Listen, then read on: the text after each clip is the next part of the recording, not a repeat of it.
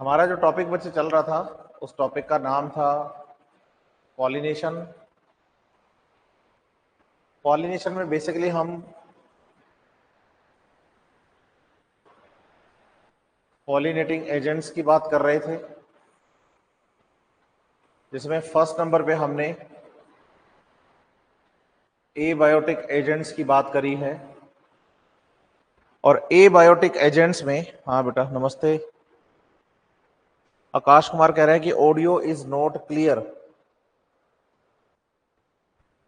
और मुझे लगता है कि ऐसा नहीं है क्योंकि ऑडियो बिल्कुल ओके चल रही है।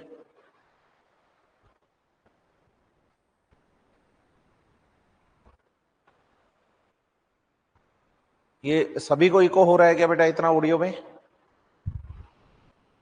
क्या ऑडियो में इको सभी को हो रहा है? मुझे नहीं लगता कि हो रहा होगा। एबायोटिक एजेंट्स में हमें सबसे पहले एयर के बारे में बात करनी है, और जब एयर का यूज होता है तो उसे हम एनीमोफिली का नाम देते हैं, एयर पॉलिनेशन होना। और आप बताएंगे कि in angiosperms and gymnosperms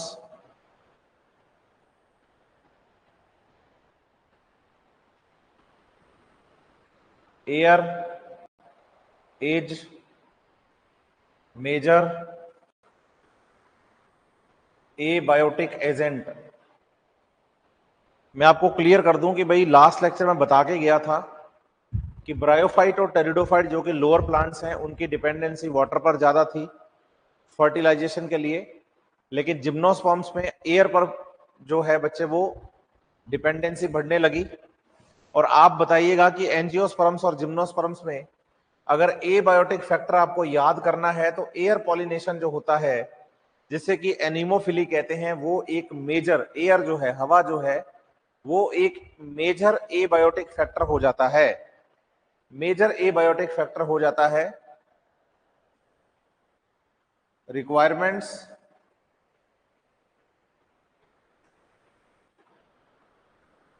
for air pollination. First आप बताएंगे कि जो पॉलन ग्रेन्स हैं बेटा,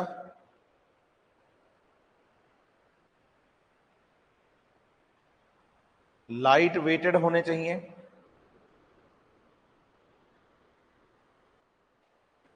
लाइट वेट होगा अगर पॉलन ग्रेन्स का तो इजीली हवा में उड़ पाएंगे। दूसरा आपको बताना है कि जो स्टिग्मा है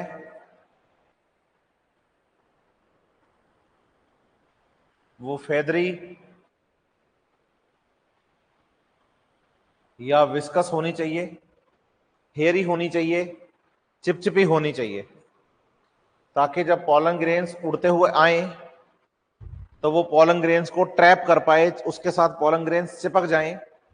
इसलिए आप बताएंगे कि एयर पॉलिनेशन होने के लिए बच्चे पॉलन ग्रेन्स जो है उनका लाइट वेट होना, और स्टिग्मा जो है उनकी विस्कस मतलब चिपचिपी होना, हेयरी होना, फैदरी होना जरूरी होता है। एक तो ये बात आप क्लियर करो। दूसरी बात आपको यहां पर जो समझनी है वो ये समझनी है कि इन एयर पॉलिनेटेड प्लांट्स,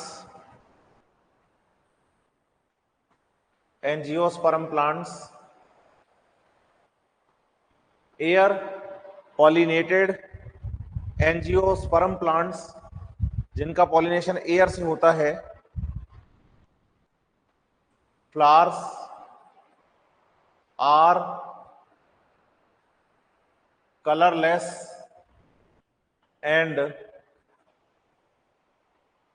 फ्रेग्रेंसलेस, या बोलो ऑर्डरलेस। तो आप बताएंगे कि इनके फूलों में ना खुशबू रहती है, ना गंध बदबू रहती है, और ना ही कलरफुल फ्लावर होते हैं, क्योंकि इनको एनिमल्स को तो अपनी तरफ अट्रैक्ट करना ही नहीं है। दूसरा आपको बताना है कि large amount of pollen grains are reduced। इसमें पॉलन ग्रेन्स जो होते हैं बच्चे उनके नंबर ज्यादा बनने चाहिए ताकि पॉलिनेशन जो है बच्चे वो इजीली हो पाए, है ना। और इसमें भी आप याद करिएगा कि एंजियोस्पर्म में air pollination maximum seen in grasses. Like मैं एग्जांपल लूं यहां पर तो वीट प्लांट का आप एग्जांपल ले सकते हैं कि जो मोनोकोट्स होते हैं उन मोनोकोट्स के अंदर आपको बताना है कि एयर पॉलिनेशन हो रहा है। मोनोकोट्स में आपको बताना है कि एयर पॉलिनेशन हो रहा है, और जब मोनोकोट्स में एयर पॉलिनेशन होगा, मोनोकोट्स में जब एयर पॉलिनेशन होगा, विंड पॉलिनेशन या एयर पॉलिनेशन, तो आपको यह बताना है कि यहां पॉलन ग्रेन्स के नंबर आपको ज्यादा बनाने पड़ेंगे। ठीक है। साथ ही साथ एक चीज और समझो, जैसे ना एनसीईआरटी ने एग्जाम्पल हमें एक और का दिया है। आप बताइए, एनसीईआरटी हमें एग्जाम्पल कॉर्न कॉब का देती है। कॉब मतलब भुट्टा हो गया। स्पेडिक्स टाइप ऑफ इंफ्लोरेसेंस है, ये याद रखना, ठीक है। इसमें स्पेडिक्स जो है बच्चे, स्पेडिक्स इंफ्लोरेसेंस याद करना। इस बार का जो एग्जाम रहा है उसको देखते हुए ये चीजें आपको पता होनी चाहिए। तो आप बताएंगे कि भाई इसमें आपको स्पेडिक्स इंफ्लोरेसेंस बताना है। स्पेडिक्स इंफ्लोरेसेंस की जब हम बात करें तो आपको यह बताना है कि स्पेडिक्स जो है वो टाइप ऑफ रेसिमोज है। ठीक है, टाइप ऑफ रेसिमोज। देखो मॉर्फोलॉजी में रेसिमोज और साइमोज के टाइप तो दिए हैं, लेकिन कल को एग्जाम में आपसे पूछ लें कि भैया कॉर्न जो होता है, कॉर्न प्लांट में इंफ्लोरेसेंस किस टाइप का होता है, तो आप बताइएगा कि उसमें इंफ्लोरेसेंस स्पेडिक्स टाइप का होता है। और स्पेडिक्स टाइप के इंफ्लोरेसेंस के लिए एक बात आप यहां पर लिख सकते हैं, flowers are small,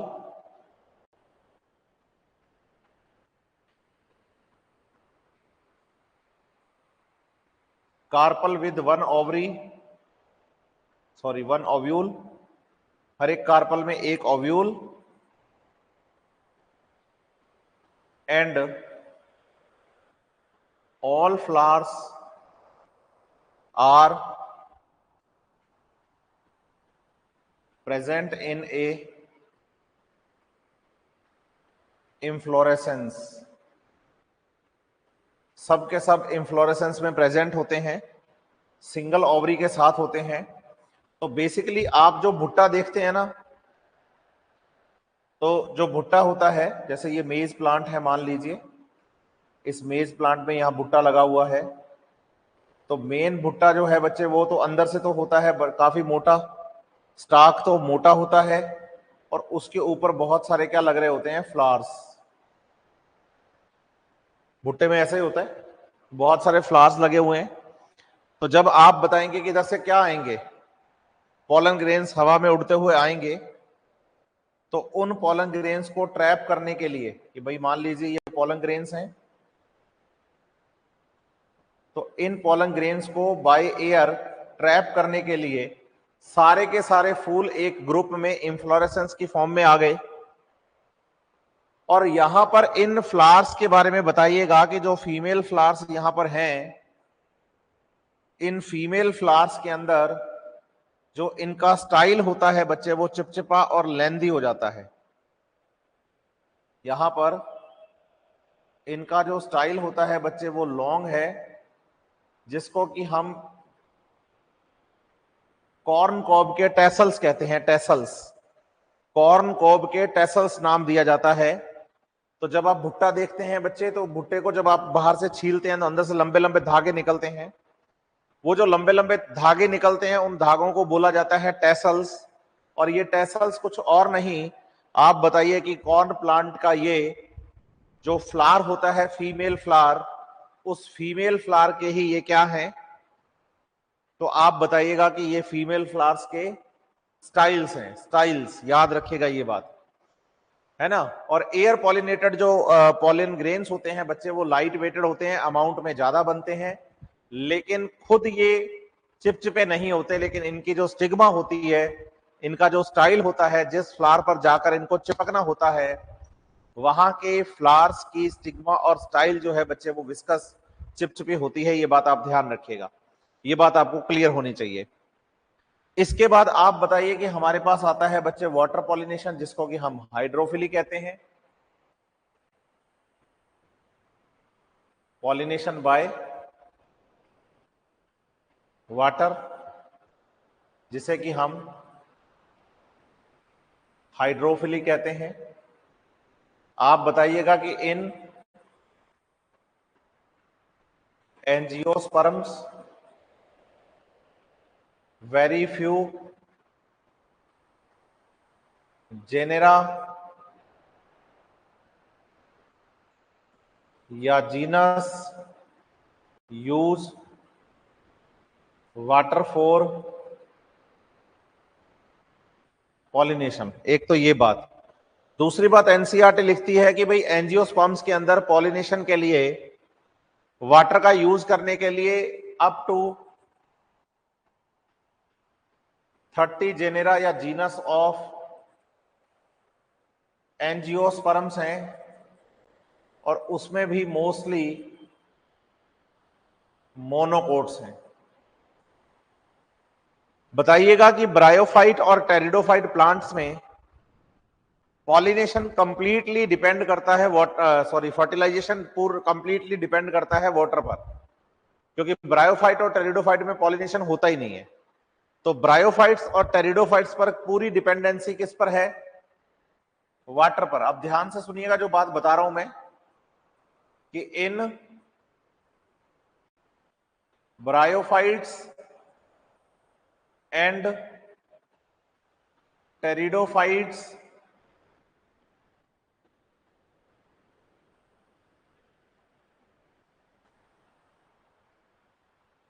plants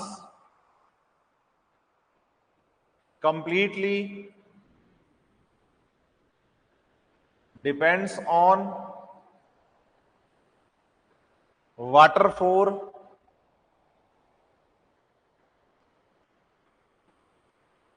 fertilisation. दोनों वाटर पर डिपेंड करते हैं फर्टिलाइजेशन के लिए। So bryophytes and pteridophyte plants have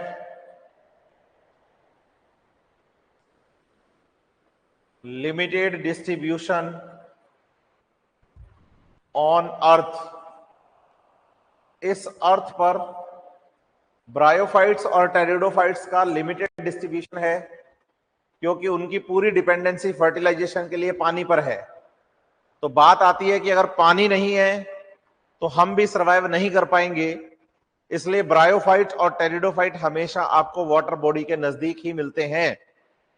इसीलिए ब्रायोफाइट्स और टेरिडोफाइट्स को सक्सेस लैंड प्लांट्स नहीं माना जाता।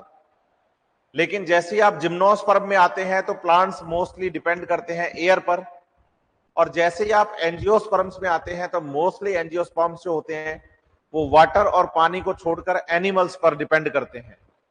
तो ये बात ध्यान रखिएगा। युवराज कह रहा है कि सर फीमेल फ्लावर में स्टाइल होती है क्या? भैया फीमेल फ्लावर में ही स्टाइल होती है, क्योंकि कार्पल के 3 पार्ट हैं, स्टिग्मा, स्टाइल और ओवरी। तो सिंपल सी बात है कि जब फीमेल फ्लावर है तो फीमेल फ्लावर में कार्पल होगा, कार्पल के अंदर स्टाइल, स्टिग्मा और ओवरी तीनों स्ट्रक्चर प्रेजेंट होंगी, है ना। अब बताइएगा कि इन जिम्नोस्पर्म्स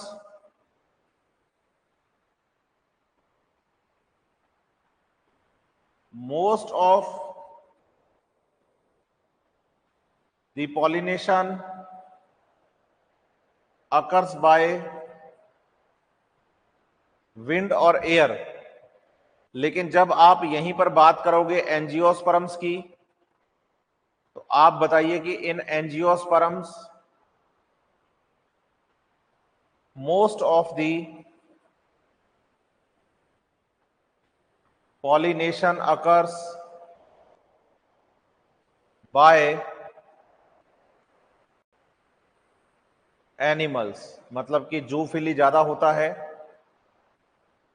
और एनिमल्स के द्वारा जब यहां पर जूफिली ज्यादा होता है तो आपको यह समझना होगा कि वाटर पर और एयर पर डिपेंडेंसी बहुत कम है। एयर के बारे में तो जैसे मैंने मोनोकोट्स का आपको बता ही दिया एग्जांपल देकर, लेकिन आप बताइए कि यहां पर आपको पॉलिनेशन बाय वाटर हाइड्रोफिली भी देखने को मिलता है। जब आप एंजियोस्पर्म्स में हाइड्रोफिली की बात करते हैं तो आप एग्जांपल्स पढ़ सकते हैं हाइड्रोफिली के लिए वेलिस्नेरिया,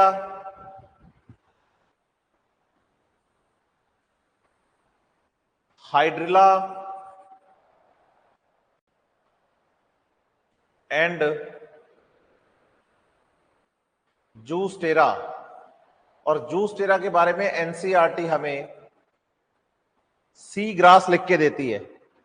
कल को एग्जाम में क्वेश्चन जूस्टेरा नाम से आए ही ना, एग्जाम में क्वेश्चन आए सी ग्रास से, तो बताइए कि सी ग्रास हम किसे बोलेंगे, तो बताइए कि जूस्टेरा को कहेंगे, जूस्टेरा को। ठीक है, एक चीज। दूसरा, आपको यह बात समझनी है कि वेलेस्नेरिया, हाइड्रिला और Zostera plants are water submerged. Water submerged का मतलब हो गया पानी में डूबे हुए हैं, पूरी तरह से पानी में डूबे हुए हैं। मैं इस बात पर फोकस क्यों कर रहा हूं, पानी में डूबे हुए पर फोकस क्यों कर रहा हूं, क्योंकि आप यहां देखिएगा कि भाई जैसे मान लो मेरे पास ये कोई वाटर बॉडी है, जैसे कि एग्जाम्पल के तौर पे मैं बात कर लूं कि ये पॉन्ड है। इस पॉन्ड में एक प्लांट, इस पॉन्ड में जैसे एक प्लांट वाटर लिली यहां घूम रहा है। अब आप बताइएगा कि ये प्लांट है वाटर लिली और पानी पर फ्लोट करता हुआ प्लांट है ये वाटर लिली, पानी पर फ्लोट करता हुआ प्लांट है ये। अब आप बताओ कि वाटर पर फ्लोट करते हुए इस प्लांट में अगर कल को फ्लावर्स का फॉर्मेशन हो जाए तो इनमें विंड पॉलिनेशन होगा। हालांकि पौधा ये पानी के अंदर है, ध्यान दीजिएगा बात पर। वेलिस्नेरिया, हाइड्रिला और जूस्टेरा के बारे में ध्यान दीजिएगा कि जो पौधा है वो है तो बच्चे कैसा, पानी के अंदर है पौधा, पानी के अंदर। लेकिन आप बताइए कि पानी के अंदर होते हुए भी इसमें पॉलिनेशन जो है बच्चे वो हवा से ही हो रहा है। ऐसा ही कुछ एग्जाम्पल हम लोटस के बारे में भी पढ़ सकते हैं।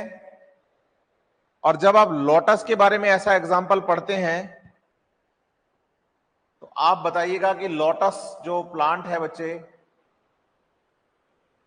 वो भी है तो पानी में ही, लेकिन उसका फूल हवा में होता है, तो वहां एयर पॉलिनेशन को फॉलो किया जाता है। इसलिए हमने कहा कि एबायोटिक अगर आप पॉलिनेशन एजेंट पढ़ते हैं तो मोस्ट ऑफ द एंजियोस्पर्म्स जो होते हैं बच्चे वो हवा को यूज करते हैं, पानी को कम यूज करते हैं। क्योंकि पानी को यूज करने से दिक्कत यह है कि उनका डिस्ट्रीब्यूशन लिमिटेड हो जाएगा। और एंजियोस्पर्म्स कहते हैं हमें हर एनवायरनमेंट के अंदर जाना है, तो उसमें उनकी सहायता हवा और एनिमल्स करते हैं। और मोस्ट ऑफ द एंजियोस्पर्म्स में जो पॉलिनेशन होता है बच्चे, वो पॉलिनेशन आप बताइएगा कि एनिमल्स के थ्रू ही होता है। इसलिए मैंने यहां पर बताया है कि जिन प्लांट्स में हाइड्रोफिली हो रहा है वो वाटर सबमर्ज्ड होंगे, मतलब कि वो पानी में डूबे हुए होंगे। ये बहुत जरूरी है कि वो प्लांट पानी में डूबा हुआ होना चाहिए। जैसे एग्जाम्पल के तौर पे हम यहां पर बात करेंगे वेलेस्नेरिया की। बताइए कि जब हम वेलेस्नेरिया की बात करते हैं तो जैसे ये वाटर बॉडी के अंदर प्रेजेंट है,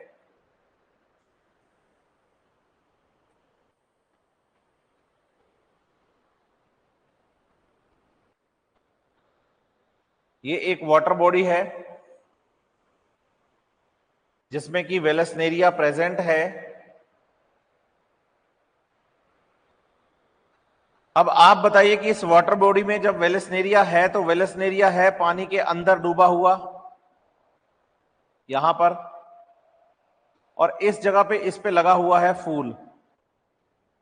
और जिस स्टेम पर फूल लगा हुआ होता है, फीमेल फ्लावर जिस प्लांट पर लगा हुआ होता है, वो थोड़ी स्प्रिंग की तरह बच्चे हेलिकल स्ट्रक्चर में प्रेजेंट होती है ब्रांच। बताइएगा कि इसके मेल फ्लावर्स जो हैं वो प्लांट से अलग होकर पानी के ऊपर फ्लोट करने लगते हैं और फिर यहां से निकलते हैं बच्चे पॉलन ग्रेन्स, पानी के अंदर फ्री फैलते हुए। यहां पर क्या है, ये पॉलन ग्रेन्स। और समय के साथ साथ आप बताइएगा कि वेलेस्नेरिया की ये जो ब्रांच जिस पर फ्लावर लग रहा है, ये ब्रांच भी धीरे धीरे सीधी हो जाती है। जो हेलिकल स्ट्रक्चर है स्प्रिंग जैसी है, तो कंटिन्यूअस ग्रोथ के कारण वो सीधी हो जाती है। और जो फीमेल फ्लावर होता है बच्चे, वो वाटर की सरफेस पर आ जाता है और यहां पर पॉलिनेशन हो जाएगा by the help of water. Water pollination से हो जाएगा। अब आप बताइए कि यहां पर अगर देखा जाए तो वेलेस्नेरिया पानी के अंदर डूबा हुआ था, लेकिन जो पॉलिनेशन हो रहा है वो पानी की सरफेस पर हो रहा है, पानी की सरफेस पर हो रहा है। तो आप बताइएगा कि इसे हम एपीहाइड्रोफिली का नाम देंगे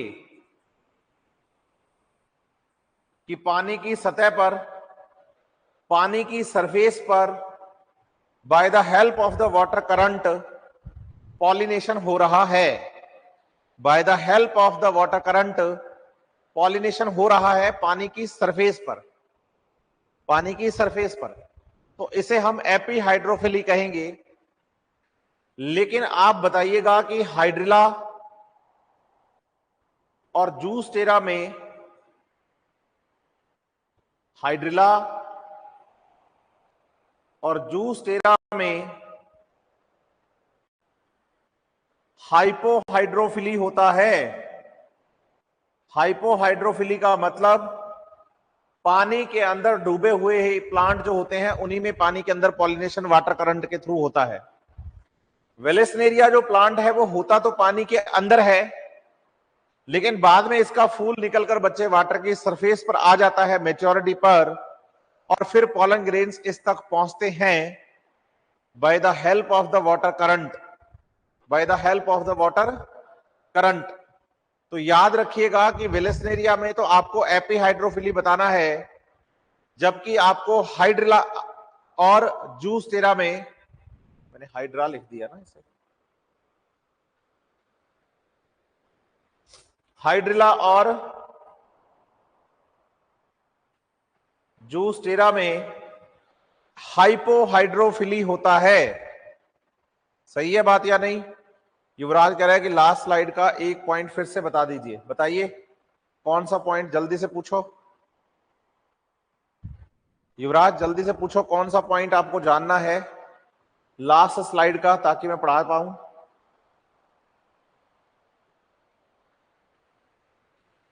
नहीं, लोटस प्लांट नहीं आता है हाइड्रोफिली में बेटा, लोटस प्लांट नहीं आता है हाइड्रोफिली में। वो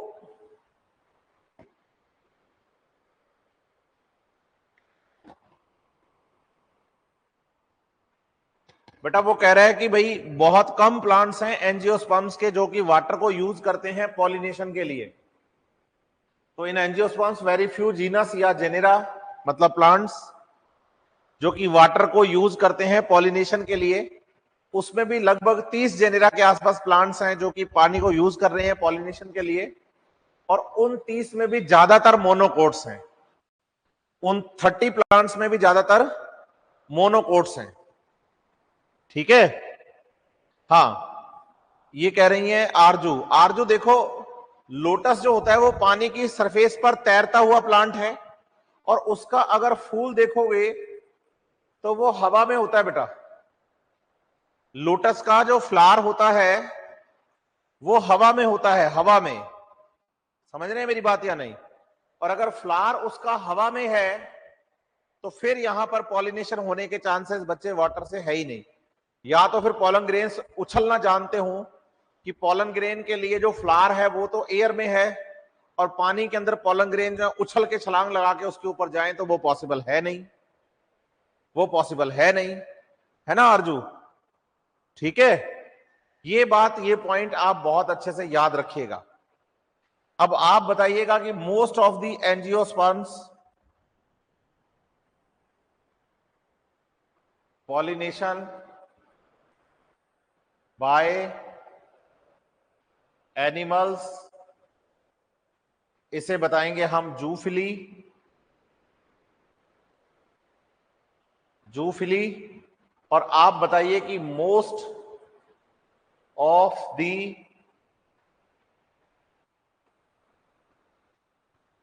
angiosperms use, most of the angiosperms in, most of the angiosperm करो इसको, क्योंकि एंजियोस्पर्म खुद तो प्लांट को बुलाता नहीं ना, और एनिमल को बुलाता नहीं, एनिमल आएगा तो ऐसे कहेंगे in most of the angiosperms pollination occurs by animals, मतलब कि जूफिली। कोर्स ऑफ इवोल्यूशन में क्या हाइड्रोफिली वाले प्लांट्स भी एयर पॉलिनेशन को फॉलो करेंगे? हाँ बिल्कुल बिल्कुल बेटा, ये युवराज, यही बात मैं आपको समझाने की बार बार कोशिश कर रहा हूं। आप, मैंने आसान भाषा में समझाया है आपको ये बात। मैंने कहा कि भाई प्लांट अगर पानी के अंदर डूबा हुआ है तो उसमें आपको बताना है कि भाई वाटर पॉलिनेशन होगा, अदरवाइज पानी में होने वाले हर प्लांट के अंदर वाटर पॉलिनेशन नहीं होगा, ये ध्यान रखिएगा बात। क्योंकि पानी की सरफेस पर तैरते हुए जो प्लांट्स होंगे उनके जो फ्लावर होंगे वो तो एयर में होंगे, तो वहां पर फिर पानी पॉलिनेशन कैसे करवाएगा, है ना? कह रहे हैं कि कैसे हम आइडेंटिफाई करें कि कौन मोनोकोट कौन डाइकोट। तो आकाश वर्मा ने एनाटॉमी और मॉर्फोलॉजी अच्छे से नहीं पढ़ी है। आप प्लांट की लीव्स को देखकर बता सकते हैं रेटिकुलेट वेनेशन और पैरेलल वेनेशन, या प्लांट का जो स्टेम और रूट होता है बच्चे, उसके टीएस से आप बता सकते हैं, काट के ट्रांसवर्स सेक्शन से, कि ये प्लांट मोनोकोट है और ये डाइकोट है। या फिर आप उस प्लांट का सीड देख सकते हैं, उस सीड में अगर 2 कोटिलेडन मिले तो वो मोनोकोट डाइकोट है, और अगर 1 कोटिलेडन बने तो वो मोनोकोट है। अब बात आती है कि कैसे है, मोनोकोटिलेडन में 1 कोटिलेडन क्या होता है और डाइकोट्स में दूसरे 2 कोटिलेडन्स क्या होते हैं, तो उसके लिए थोड़ा वेट करना पड़ेगा। कोटिलेडन्स के बारे में मैं ही आपको बताऊंगा, लेकिन इसी चैप्टर में हम आगे चल के बताएंगे आकाश वर्मा, उसके लिए थोड़ा सा हमें वेट करना पड़ेगा। ठीक है, उसके लिए हमें थोड़ा वेट करना पड़ेगा। तो यहां तक मैं उम्मीद करूंगा कि आप लोगों को सबको ये बात समझ में आई है जो मैंने बताई है। अगर हाँ तो प्लीज एक बार यस सर का जवाब दे दो मुझे जल्दी से, फिर मैं आगे बढ़ूंगा और आपके लिए बातें और अच्छे अच्छे बताऊंगा मैं आपको।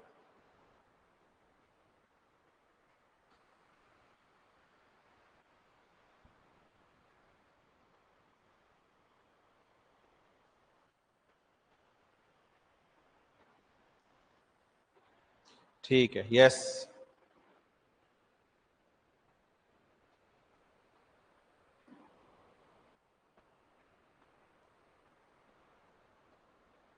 बात चल रही थी बच्चे पॉलिनेशन के बारे में। हमने कहा मोस्ट ऑफ द एंजियोस्पर्म में पॉलिनेशन जो होता है वो एनिमल्स की हेल्प से होता है। जैसे पॉलिनेटिंग एजेंट्स की हम बात करें तो पॉलिनेटिंग एजेंट्स में जैसे bee, beetles, moth and other insects हैं, इवन बर्ड्स भी हैं।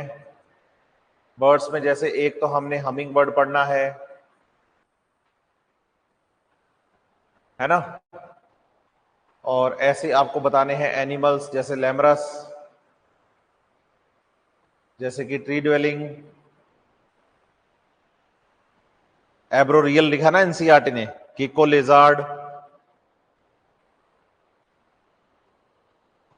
ये सब एनिमल्स जो हैं बच्चे वहां यहां पर क्या कर रहे हैं, हमारी हेल्प कर रहे हैं। किसके लिए हेल्प कर रहे हैं, तो हम बताएंगे कि हमारी हेल्प कर रहे हैं किसके लिए, हाँ पॉलिनेशन के लिए। ठीक है, तो बर्ड्स जो हैं बच्चे, bee, beetles, moth, insects, birds, lemurs, tree dwelling, gecko lizard, humming bird के साथ साथ आप सन बर्ड को भी पढ़ सकते हो यहां पर। ये एनसीईआरटी में सब आपको दिए गए हैं। लेकिन आप बताइए कि animal pollinated flowers are fragrant and colourful. ये जो फ्लावर्स होते हैं इनमें खुशबू या बदबू होती है ना, खुशबू या बदबू होती है। युवराज बता रहा हूं, एक मिनट वेट कर, है ना, खुशबू या बदबू होती है to attract the animals. Animals को अट्रैक्ट करने के लिए इनके ऊपर, इनके अंदर खुशबू भी होती है और इनमें कलर्स भी होते हैं। यहां जैसे वाटर से पॉलिनेशन होने वाले जो पॉलिनेशन से पॉलिनेटर्स है, पॉलन ग्रेन्स हैं बेटा, आप ये बताइएगा कि वाटर पॉलिनेटेड जो पॉलन ग्रेन्स होते हैं,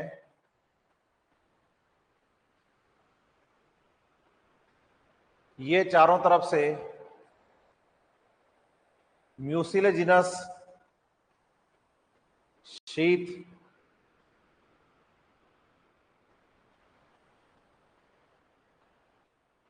से कवर्ड होते हैं। तो pollen grains have the mucilaginous sheath, pollen grains surrounded by mucilaginous sheath. इनके चारों तरफ, पॉलन ग्रेन के चारों तरफ म्यूसिलेजिनस शीथ या आप बताओगे कि म्यूकस लेयर पाई जाती है बच्चे। और ये जो वाटर पॉलिनेटेड पॉलन ग्रेन्स में म्यूकस लेयर चारों तरफ पाई जाती है, ये पॉलन ग्रेन्स को पानी में सड़ने से बचाते हैं। ये पॉलन ग्रेन्स को पानी में सड़ने से बचाते हैं, प्रोटेक्ट फ्रॉम द रोटिंग, कि पानी में पड़ा पड़ा पॉलन ग्रेन सड़े नहीं। इसलिए आप बताइए कि जो भी प्लांट्स पानी में ग्रो करते हैं, हाइड्रोफिलिक प्लांट्स होते हैं, पानी के अंदर ग्रो करते हैं, जिनको कि हम हाइड्रोफाइट्स कहते हैं, इनके चारों तरफ भी आपको म्यूसिलेजिनस शीथ मिलेगी। इसलिए पानी के अंदर ग्रो करने वाला जो भी प्लांट अगर आप टच करते हैं तो आपको बाहर से वो लसलसा और चिपचिपा फील होता है बच्चे। वो बेसिकली उस प्लांट की म्यूकस लेयर, म्यूकस होती है जो कि उसे रोटिंग से बचाती है, सड़ने से बचाती है, क्योंकि म्यूकस पानी को अपने साथ होल्ड करके रखेगी, तो बाहर वाला जो पानी है वो प्लांट बॉडी को खराब नहीं कर पाएगा। ठीक है, अब जैसे इन एग्जांपल्स को हमने पढ़ा है, तो एनिमल पॉलिनेटेड जो फ्लावर्स होते हैं ये फ्रेग्रेंट और कलरफुल होते हैं ताकि ये एनिमल्स को अट्रैक्ट कर पाए। अब एनिमल्स को अट्रैक्ट करने के लिए साथ ही साथ आप बताएंगे कि जो एनिमल पॉलिनेटेड फ्लावर्स होते हैं बच्चे, वो एनिमल्स को रिवॉर्ड्स भी देते हैं, एनिमल्स को रिवॉर्ड्स भी प्रोवाइड करवाते हैं। तो आप बताएंगे कि जो एनिमल पॉलिनेटेड फ्लावर्स हैं, animal pollinated flowers provide the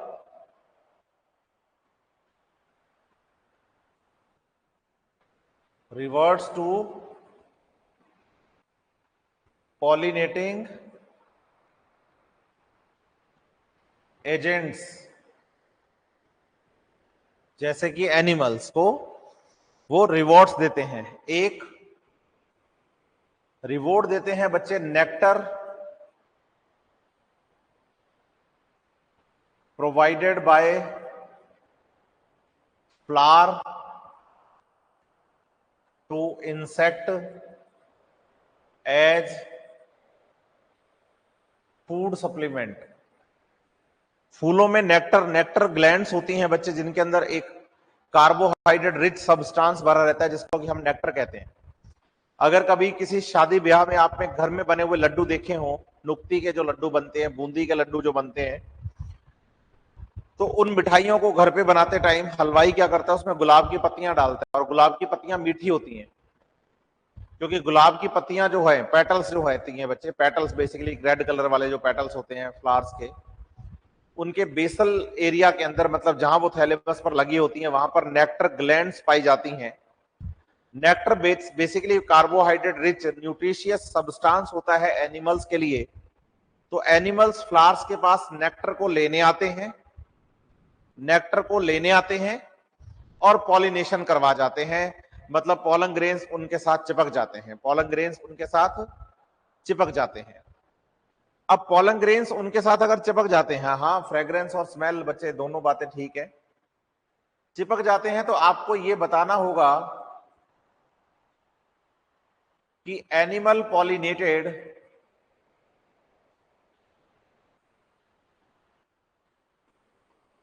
pollen grains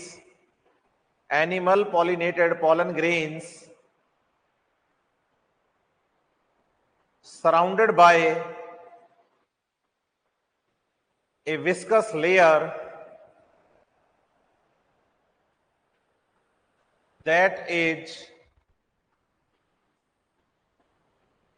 pollen kit। जो पॉलन ग्रेन होता है, उस पॉलन ग्रेन के चारों तरफ, जैसे हमने कहा कि ये अपने पास पॉलन ग्रेन था, इसमें लार्ज वैक्यूल और ये इसकी जनरेटिव सेल है ना, 2 सेल्ड कंडीशन, और इसके चारों तरफ हमने जैसे बताया कि ये स्पोरोपोलिनिन का एक्साइन है। तो आप बताइए कि ये जो स्पोरोपोलिनिन का एक्साइन है, इस एक्साइन के भी बाहर की तरफ, चारों तरफ एक चिपचिपी लेयर पाई जाती है, और इस चिपचिपी लेयर को हम पोलन किट का नाम देते हैं। लिपोपॉलीसैकेराइड से बनी हुई लेयर है ये एक्साइन है बच्चे, जो कि बेसिकली स्पोरोपोलिनिन होता है, जो कि पॉलन ग्रेन को प्रोटेक्ट करता है। और उसके अंदर ये व्हाइट लेयर जो है पॉलन ग्रेन की, ये इंटाइन पार्ट है। और जो पॉलन ग्रेन्स हैं बच्चे, उसके लिए पॉलन किट की अगर आप बात करो, तो आप बताएंगे कि helpful for attachment to animal body parts. जो भी एनिमल वहां पर आया है, उसकी बॉडी के साथ, पंखों के साथ, उसके माउथ के साथ, उसके चेहरे पर, उसकी बॉडी पर पॉलन ग्रेन्स चिपक जाते हैं। और जब एक फूल से उड़कर दूसरे फूल पर वो इंसेक्ट जाएगा, तो आप बताइए कि वो हमारे पॉलन ग्रेन्स को भी साथ में ही ले जाएगा, वो हमारे पॉलन ग्रेन्स को भी साथ में ही ले जाएगा। ये बात ध्यान रखिएगा। तो पॉलन किट जो है बच्चे, इसके बारे में भी याद करिएगा कि pollen kit materials also secreted by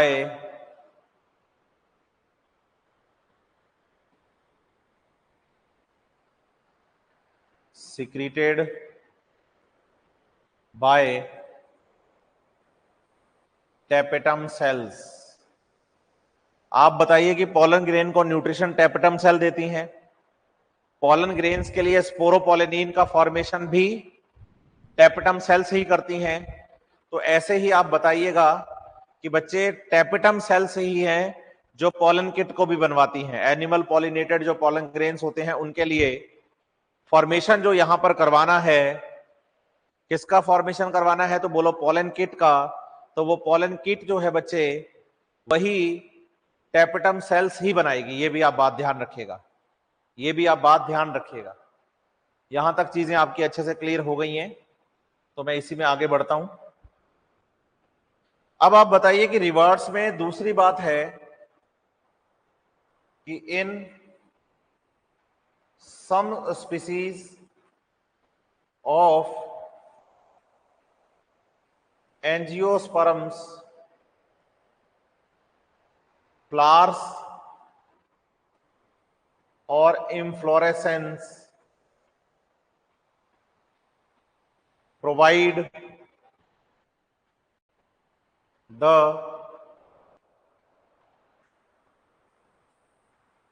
egg laying space for animals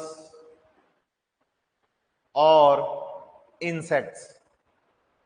जैसे कि आपको जब आप एनसीईआरटी पढ़ेंगे तो एग्जाम्पल पढ़ने को मिलेगा एमॉर्फोफिलस।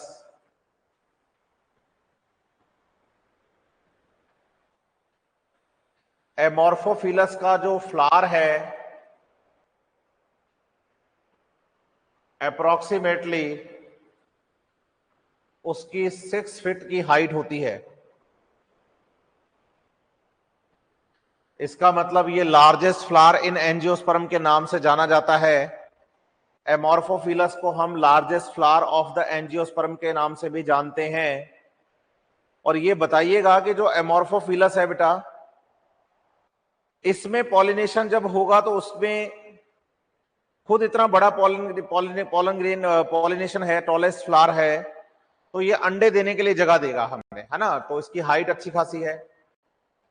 दूसरा, हमें यूका और मोथ का सिम्बायोसिस याद करना है बच्चे।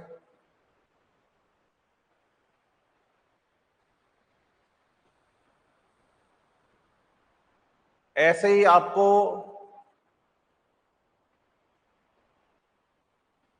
फाइकस और वास्प के बारे में याद करना है। और मैं आपको ये क्लियर कर देता हूं, ये दोनों टॉपिक हम इकोलॉजी में स्पीसीज इंटरेक्शन में म्यूचुअलिज्म में पढ़ेंगे, ठीक है। इंटरेक्शंस में पढ़ाऊंगा मैं आपको, मैं ही पढ़ाऊंगा। म्यूटेशंस में इकोलॉजी के अंदर हम इस टॉपिक को पढ़ेंगे बच्चे, यूका और मोथ के बारे में, यूका और मोथ के बारे में, और फाइकस और वास्प के बारे में। सिम्बायोटिक रिलेशनशिप, अंडे देने की जगह देते हैं। यूका के बिना मोथ और मोथ के बिना यूका नहीं रह सकता। फाइकस के बिना वास्प और वास्प के बिना फाइकस नहीं रह सकता। ये इंसेक्ट्स का प्लांट्स के साथ सिम्बायोटिक रिलेशनशिप है। ऐसा ही रिलेशनशिप हम कैमोफ्लेज के लिए भी पढ़ेंगे ऑर्किड प्लांट के अंदर बच्चे, वो भी मैं आपको पढ़ाऊंगा, लेकिन ये सारे इकोलॉजी में दिए गए हैं। तो अभी इनको यहां पर पढ़ने की हमें कोई भी जरूरत नहीं है। यहां पर आपको इनके बारे में कोई भी दिमाग लगाने की जरूरत नहीं है, ये ध्यान रखिएगा। इसके बाद जो नेक्स्ट टॉपिक एनसीईआरटी के अंदर आपके लिए आएगा वो आएगा आउट ब्रीडिंग डिवाइसेस। जो हमारी लास्ट क्लास गई है ना बच्चे, लेक्चर नंबर 5, वो लेक्चर नंबर 5 पूरा का पूरा आउट ब्रीडिंग डिवाइसेस के लिए था, जिसमें मैंने आपको बताया कि पॉलन ग्रेन्स और स्टिग्मा सेम टाइम पे मैच्योर नहीं हो रहे, जेनेटिकली सेल्फ इनकॉम्पैटिबिलिटी है ना, सिंक्रोनी नहीं हो रहा, सेम टाइम पे मैच्योर नहीं हो रहे, यूनिसेक्सुअल फ्लावर्स हैं, मोनोशियस कंडीशन है या डायोशियस कंडीशन है। ये सब बातें हमने बताई थी। और वो सारा का सारा टॉपिक एनसीईआरटी में आउट ब्रीडिंग डिवाइसेस में लिखा हुआ है। आप लास्ट लेक्चर सुनिए और एनसीईआरटी के लिए आउट ब्रीडिंग डिवाइसेस पढ़िए। दोनों टॉपिक आपके यहां से शानदार क्लियर हो जाएंगे, तो ज्यादा दिमाग लगाने की आपको इसमें जरूरत है नहीं, ठीक है। इसके बाद एनसीईआरटी ने हमें ये कहा है कि in self pollinated cleistogamous flowers cross pollination can be artificially made by the help of emasculation process। और बताइएगा कि इमेस्क्यूलेशन प्रोसेस एक आर्टिफिशियल मेथड है, ये क्रॉस पॉलिनेशन का नेचुरल मेथड नहीं है। आप बताइए कि हमने ये बात पहले भी क्लियर कर ली है कि मोस्ट ऑफ द एंजियोस्पर्म्स में तो क्रॉस पॉलिनेशन को ही प्रायोरिटी दी जाती है, क्योंकि क्रॉस पॉलिनेशन में वेरिएशंस इंक्रीज होने के चांसेस बहुत ज्यादा होते हैं। वेरिएशंस इंक्रीज होने के चांसेस बहुत ज्यादा होते हैं तो आपको ये बात समझनी होगी यहां पर कि भाई इमस्कुलेशन हम केवल उनमें करवाएंगे जो सेल्फ पॉलिनेटेड होते हैं, क्योंकि जो क्रॉस पॉलिनेटेड है उनमें तो इमस्कुलेशन करवाने की जरूरत नहीं है, क्योंकि तो नेचुरली क्रॉस पॉलिनेशन कर रहे हैं। तो जो सेल्फ पॉलिनेटेड होंगे उनमें हम बच्चे इमस्कुलेशन करवाते हैं। जैसे कि मैं एग्जांपल के तौर पे जेनेटिक्स में से एग्जांपल ले लेता हूं बच्चे, पी प्लांट का जो फ्लावर होता है, जैसे मैं इस फ्लावर की बात करूं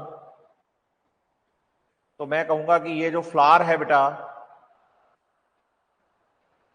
ये फ्लावर पर यहां पर ये थैलेमस प्रेजेंट है और इसमें ये स्टिग्मा है, कार्पल में स्टिग्मा, और ये इसका स्टेमन और एंथर है। तो आप बताएंगे कि रिमूवल ऑफ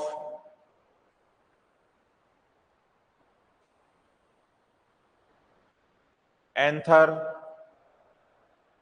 और आप शब्द यूज कर सकते हैं स्टेमन, बिफोर पॉलिनेशन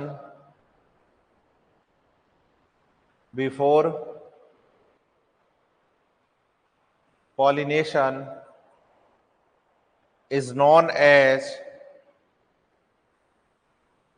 emasculation प्रोसेस। इसमें क्या है कि स्टेमन को जो है बच्चे वो काट दिया जाता है आर्टिफिशियली, कैंची से सीजर से पकड़ के आपने इसे काट दिया। तो जैसे ही आपने इसे काटा तो बच्चे आप ये समझिए कि स्टेमन कटने से अब आपके पास ये जो प्लांट है और इसका जो फ्लावर है उसमें से स्टेमन को तो आप हटा चुके हैं। तो अगर आपने यहां से स्टेमन हटा दिया है तो इसका मतलब अब तक तो ये फ्लावर कैसा था? तो बताओ, अब तक तो ये फ्लावर था बाइसेक्सुअल फ्लावर, लेकिन जिस फ्लावर में आप इमस्कुलेशन कर देते हैं, जिस फ्लावर में आप इमस्कुलेशन कर देते हैं, अब वो पूरी तरह से फीमेल फ्लावर हो गया है, इमस्कुलेटेड हो गया है। तो इमस्कुलेटेड फ्लावर जो होता है, इमस्कुलेटेड फ्लावर जो होता है बच्चे, वो फीमेल फ्लावर होता है। ये ध्यान रखिएगा, जिस भी फ्लावर के एंथर को काटा जाता है उसको इमस्कुलेटेड फ्लावर कहा जाता है, और इमस्कुलेटेड फ्लावर जो होता है बच्चे वो फीमेल फ्लावर होता है। फिर आप इसके ऊपर अपने डिजायरेबल जो भी पॉलन ग्रेन्स आपको डालने हैं वो इस पर डालिए, और फिर आप इसकी बैगिंग कर दीजिए। बैगिंग और टैगिंग करना बहुत जरूरी है। तो बैगिंग और टैगिंग जो है ये शब्द मैं आपको क्लियर करूंगा, लेकिन अभी आपको दिमाग लगाने की जरूरत ही नहीं है, क्योंकि ये काम किया था मेंडल ने पहली बार, और हम मेंडलिज्म में के अंदर ये बात बहुत अच्छे से पढ़ने वाले हैं, जेनेटिक्स में पढ़ाऊंगा भी आपको कि उन्होंने ये ऐसा कैसे किया। बस आप इमस्कुलेशन में याद रखना कि पॉलिनेशन होने से पहले आपको काटना है एंथर को। अगर पॉलिनेशन हो ही चुका है फिर एंथर काटने का कोई मतलब ही नहीं है, क्योंकि हमें उसी को तो बाईपास करके आर्टिफिशियल मेथड में कन्वर्ट करना था, और वो काम तो पहले से ही हो गया है, वो काम तो पहले से ही हो गया है। तो इसलिए आप इस पे घबराइएगा मत। तो पॉलिनेशन के लिए आप याद रखिएगा बच्चे कि हमें यहां पर ये चीजें याद करनी है कि इमस्कुलेशन का मतलब क्या होता है, और आउटब्रीडिंग डिवाइसेस भी मैं आपको समझा चुका हूं, ये बात भी मैंने आपको क्लियर कर दी है। अब हम आएंगे बच्चे pollen pistil interaction, fertilisation, embryo formation, endosperm formation, मतलब बीच में एक टॉपिक था पॉलिनेशन जो हमने कंप्लीट कर लिया है। आप पॉलिनेशन की एनसीईआरटी को बहुत अच्छे से पढ़िएगा। इस बार के नीट के एग्जाम में पॉलिनेशन से क्वेश्चन आने के चांसेस ज्यादा है, क्योंकि जिस सिनेरियो के अंदर इस बार एग्जामिनेशन कंडक्ट करवाया गया है या क्वेश्चंस बनाए गए हैं, उस सिनेरियो में इस चैप्टर में सबसे ज्यादा स्टेटमेंट्स, सबसे ज्यादा एग्जाम्पल्स, सबसे ज्यादा स्टेटमेंट्स को मिक्स करने की जो प्रोबेबिलिटी है बच्चे, वो पॉलिनेशन टॉपिक में अच्छी खासी है। तो आप लोगों से मेरी रिक्वेस्ट है कि प्लीज आप एनसीईआरटी से पॉलिनेशन पूरा का पूरा लाइन बाय लाइन कंप्लीट जरूर करिएगा। नेक्स्ट क्लास में मैं आपको fertilisation, embryo formation, endosperm formation, आगे के सारे प्रोसेसेस कंप्लीट करवाऊंगा। अच्छे से पढ़ते रहिए, हेल्दी रहिए, हैप्पी रहिए, और जल्दी से आप मेडिकल कॉलेज में पहुंच जाइए। Best of luck. Next class में मिलते हैं, यहीं से शुरुआत करेंगे।